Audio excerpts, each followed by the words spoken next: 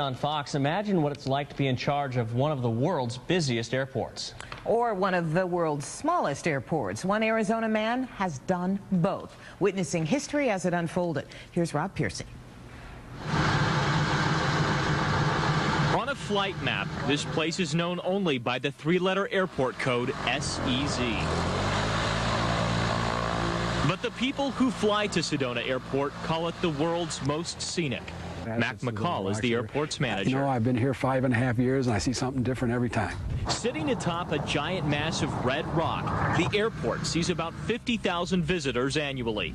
With more and more arriving each year, the airport board hired Mac to come in and take control. They had a lot of public relations problems. They had a lot of development issues. They had a lot of community issues.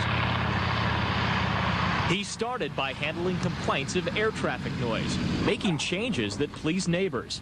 Today, he's working on plans to expand the terminal and build a tower. We're waiting for the capital funding, which may be up to $1 million to actually build that tower. Running this airport certainly does present a few challenges, but they are nothing compared to the nearly 20 years Max spent some 2,000 miles from here running the world's busiest airport. I was Chief of Operations from Chicago O'Hare International Airport. From the runways to the terminals, Mac was in charge. Holding such a powerful position, his friends couldn't believe he would leave all this for this. I've always told them, come on out and sit on my deck and watch the sunset with me with a glass of wine and tell me I made a mistake. By the time he left O'Hare, the years and stress had taken their toll. There were the snowstorms. In the course of my career, I handled 624.8 inches of snow. And the presidential visits.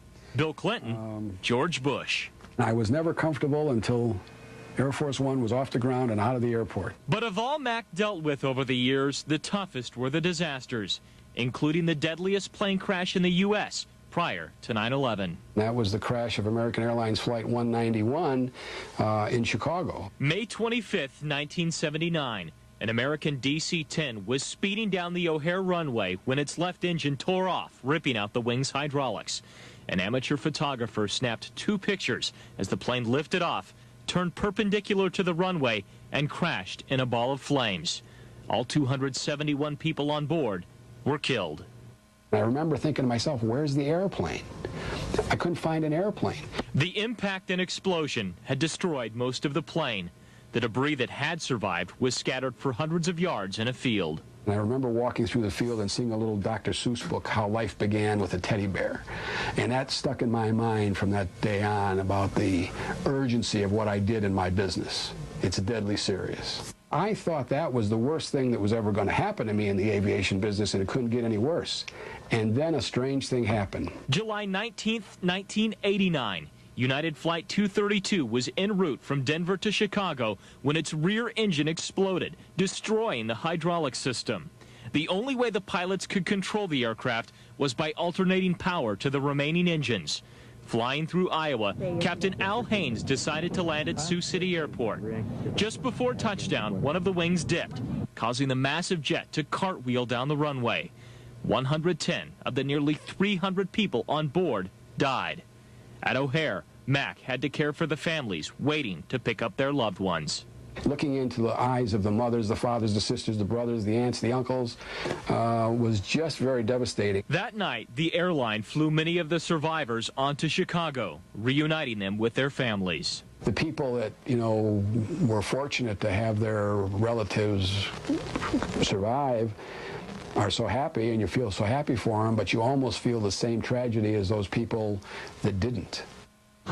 It's taken Mac many years to cope with those memories, and says he is now stronger for it. He's working as a consultant for some of the country's largest airports, helping to make them safer. And even though some of those airports would like to hire him on full-time, he is staying put. Spectacular as this may be, McCall says this is better. I came from the world's busiest airport to the world's most beautiful, as far as I'm concerned, and I think it was a good change. Rob Piercy, Fox 10 News. Mac was recently named Airport Executive of the Year. He says he's proud of that award and the changes he's made so far at Sedona Airport.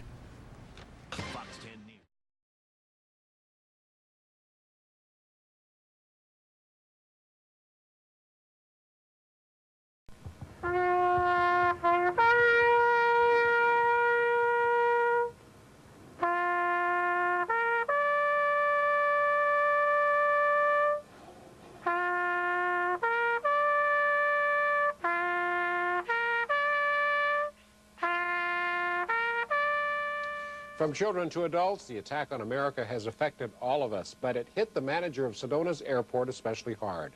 Mel Selleck shows us one man's connection to the World Trade Center.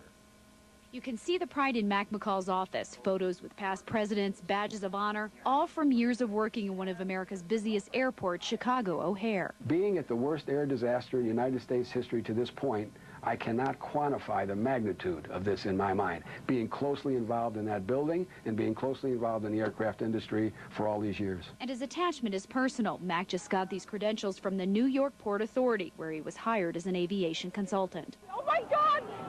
Oh my God! Mac says it could have happened to him. He was just there on the 65th floor of the World Trade Center last month, and he does remember thinking, what if?